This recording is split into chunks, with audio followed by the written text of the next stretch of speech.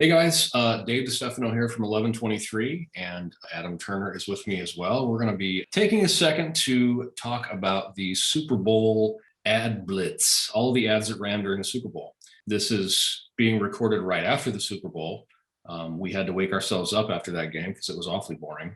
Yeah, I'm Uh, kind of still a little groggy myself. yeah, the ads were a lot more entertaining to me than the game. I will say that. Yes. Let's dive right in. We'll talk about, we're going to go through just, each one that stood out to us, talk a little bit about it, and then kind of go back and say what we thought our favorite ones were, maybe top three, top one, whatever. Overall this year, Adam, what did you think of the whole crop of ad? How'd you think they did? From like top to bottom, I think we kind of talked about this a little like last year, but it's hard to sometimes separate how you're viewing the product the advertisement is for from the ad itself. And so sometimes just kind of like why. But Yeah. I think for the most part, like I kind of liked, there's a handful of them that I really liked and I enjoyed. And I felt like I did a good job, promoting what it was trying to promote or advertising what it was trying to advertise. So right off the bat, M&Ms. Let's go with M&Ms. I liked this one.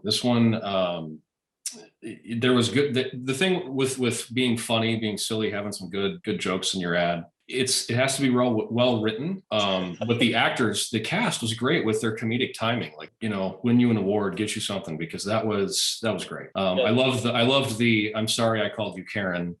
And then the lady looks at the young girl and says, my name's actually Karen. And she's like, well, here's another I'm sorry, your name is Karen.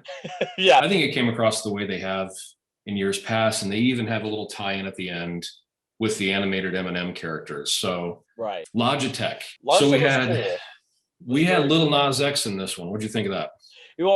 I just really like, I think Lil Nas X with the way they wrote that one about, the individuals and being unique, we are, the changers. We're like, I love when they do stuff like that.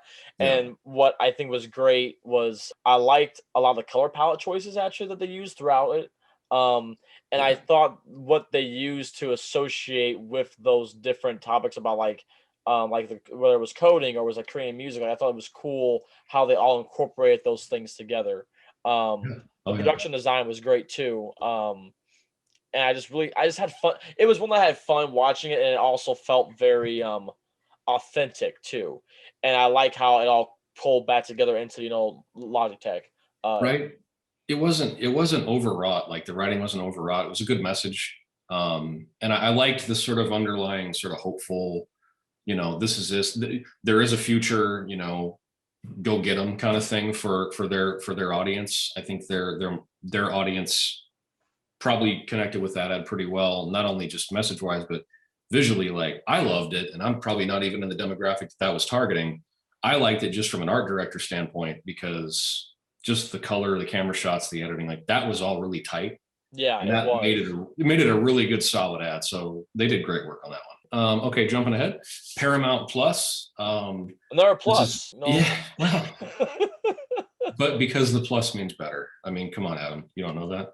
The Paramount Plus ad was just loaded with celebrities connected to shows that Paramount's going to feature. What I think they did a good job of was like showing their recognizable brands and properties that they have already established and tying that into like, oh, this is what we'll have on our service.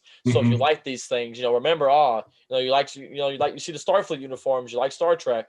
Okay, Yeah. so like let's, maybe want to come and get our service and things like that. So I think that's was well done on their part. It proved me wrong with my own bet with myself years ago that I didn't think we'd see Snooki on anything else ever again. Snooki's And there she undefeated. was. There was Snooki. She's They got undefeated. She's Yeah, undefeated. she's undefeated, man. So I'll take the L on that one. Okay, next, Doritos. Doritos was cool. Doritos was Matthew McConaughey was really flat and was looking for some 3D in his life. Yep. So And what do you think? Doritos is probably the one chip type that I like a lot, Yeah. outside of like other brands. And so there is something about to me where I go, oh, I'm kind of a Tostitos guy, but Doritos really makes it kind of pop, like the 3Dness to it. I can associate that, makes me more, vibrant. From a standpoint of like video editing, because we do a lot of that at the agency, looking at just breaking that down when you watch something, just like anybody who works in video production does. Like you can't help your brain to go there and be like, wow, how did they, okay, yeah, all right. You're just breaking down effects in your head and like lighting and shots and what was practical and what wasn't. It was pretty interesting. Just for everybody to watch, I don't think that the practical part was the flat Matthew McConaughey. I don't think they took a meat tenderizer and made him flat and then like blew him back up. Like, I don't think they did that. It wasn't like in Space Jam where they made him real flat and then you got to go get a pump and pump him back up. No. And that ad had a Queen song behind it. And that stuck out to me because I feel like we've had several consecutive Super Bowl ad years where we've had a Queen song in an ad. And I don't know, I didn't look all this up, but I'm pretty sure like we've had the We Will Rock Yous and Don't Stop Me Now and I Want to Break Free. This was I Want to Break Free. I think we've had that in a couple of ads. Like Queen is getting some royalties. Yeah, they're undefeated.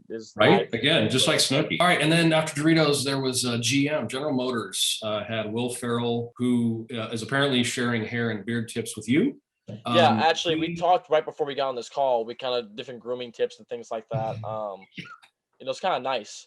I just feel like he kind of rolled up and was just like, let's film. He came right out of quarantine, like, I'm ready to go right now. You cannot do this comedy thing.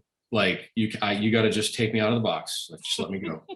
So yeah. So GM shots fired in an entire country, which I think that's a first for me. General Motors wanted to take a shot at Norway for having more electric cars. I think taking shots fired at a country is actually a way of labeling an act of war. It's a war. Yeah.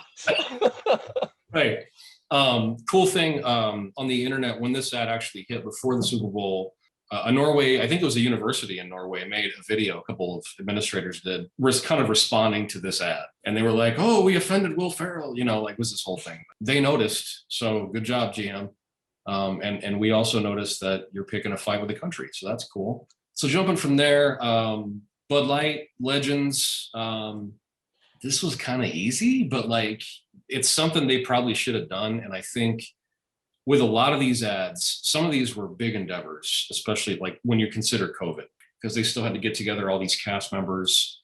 They brought back the Real Men of Genius singer guy, which I thought was cool. What do you think of them not including Wego, the dog, from a couple of years ago? I want to know what was the criteria to be on the Legends list. Like, how'd they go in their selection process? That's, why are we leaving people out? I would like to know where Wego is. Is Wego alive? Their contract negotiations that went south, like what happened? I miss Wego, the little puppy. We're having the dog. And it's smart too to play on nostalgia there as well too, because it's like, how are you going to keep on top of it each year? Well, let's bring everybody back. It's the effect. There were other companies that did the nostalgia thing. We'll talk about that in a second.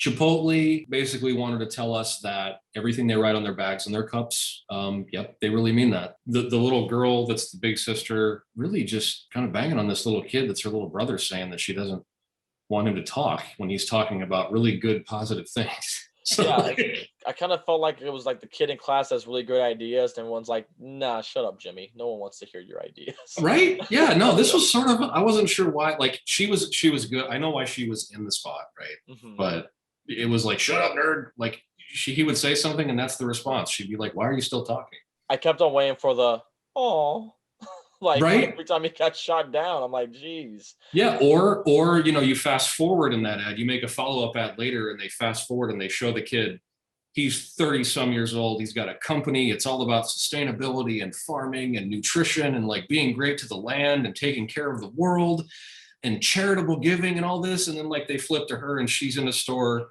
yelling at a clerk because she doesn't want to wear a mask. Like there's your two characters, right? Pretty accurate. I would have liked to see them gender swap that one.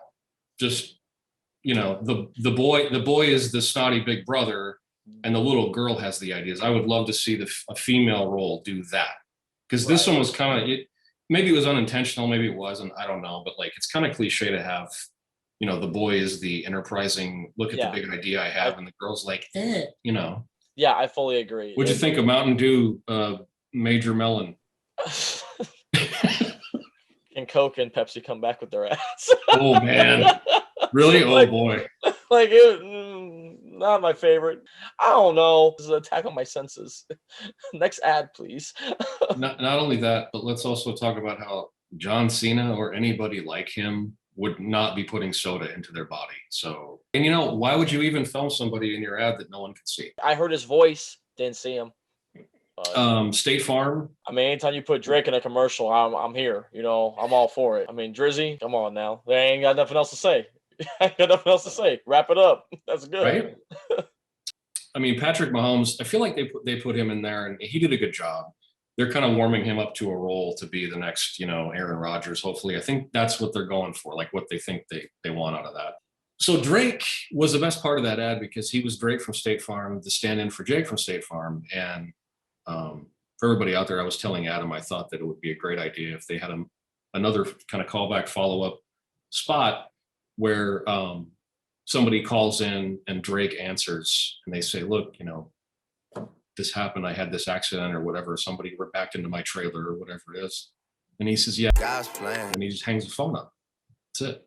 Okay, here is one that I don't know if you saw, but I was wondering if I was seeing it or if I had already passed out. It was a guy with a Casio keyboard in a field, and he was singing about Oatly, and Oatly, I think he said it's like milk, but made for humans. Yeah, I saw that, and it's funny because I had just had a conversation earlier in the day with my roommates about the fact that I like regular milk, but they're trying to get me to drink almond milk. And Yeah. I'm like, is that what they mean by it's milk for humans?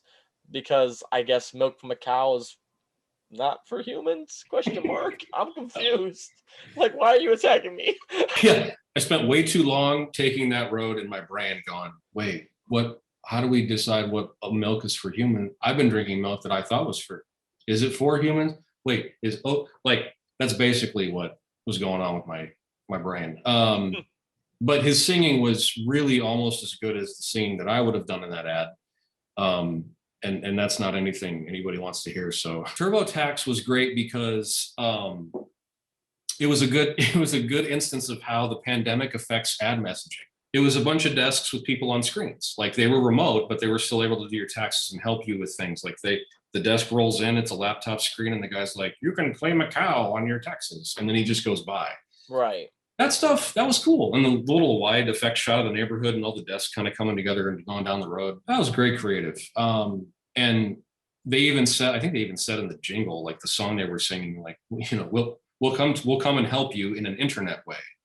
Like they just sort of plugged in all this remote work and remote solution stuff. The one that still sticks out in my head is Vroom.com one, going to like a car dealership. Yep. I felt so relatable just into the experience of when you go to a dealership to get a car and you're like, oh my God, they have me hostage. I want to leave. Right. I think that industry is changing now for the most part. And a lot of the dealerships I've been to in the past 10 years, that process they're trying to smooth out so you're not just there forever.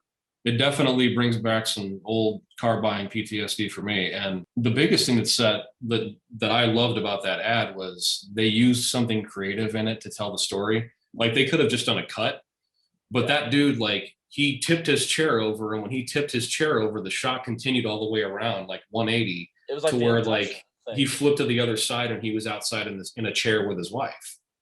And it went from blue tinge, dark and dingy and scary and interrogation, to sunny outside, with the grass. And so that's mentally hey, check it out. Boop, sunshine solution. Here's the brand. It was good structure. So that's got a lot. That could have a lot more legs. Uber Eats, Wayne's World. So this is what I was talking about with the retro, the nostalgia thing. Mm-hmm. I was immediately stuck to the screen. That's my era of oh my God, comedy's great.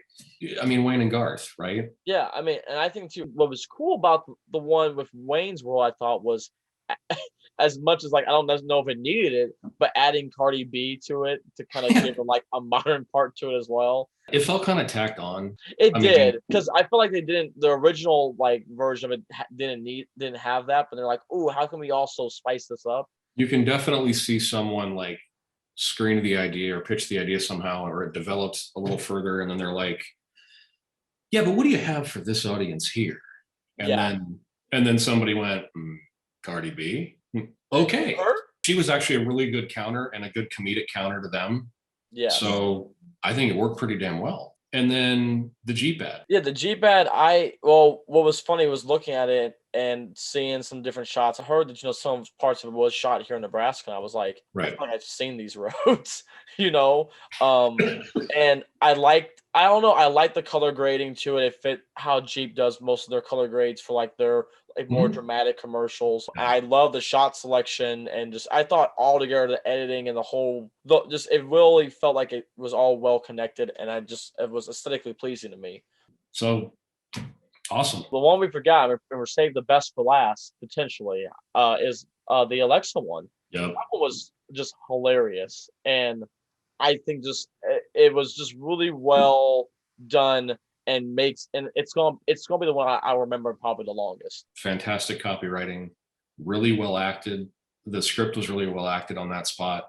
Especially the husband and his reactions. You're like, no, Alexa, don't do that. No, no. Like that. The husband sent me every time. I was yeah, like, he was great. His reactions were great. So I think that one got me. I think that's my pick for the one for this year. That's my favorite. I would definitely say the Alexa one too, because it was just fun, and the Michael B. Jordan thing, that was just hilarious. And again, the husband, just everything they had him say and the timing of it, perfect. Michael B. Jordan, of course, he was a robot. So I think he had the easiest gig in that whole thing. All he had to do was just stand there and look like him. Yeah, seriously. That's number one for me. Yeah, so. It takes the cake, I think. So I agree with you. Did Same. we agree last year? I forget. We both had different ones, I think, last year, but I think we agreed this year. Yeah. No, this year we agreed. Last year we did not. I don't remember what it was, but different picks. It's like old guy, young guy. Just wanted to go through that with you and share that with everybody. Kind of give you our picks at the agency, and we will see you guys on social media later on. So check us out on YouTube. Obviously, our new demo reel has been out for a little bit. We've got that up. That's rolling on Facebook. So look up 1123 on YouTube. Look up on Twitter and Instagram and Facebook. No Google Plus. No Google Plus. MySpace was shut down for us a couple weeks ago. So that's about it. Check us out later, and we will see you guys then. Peace.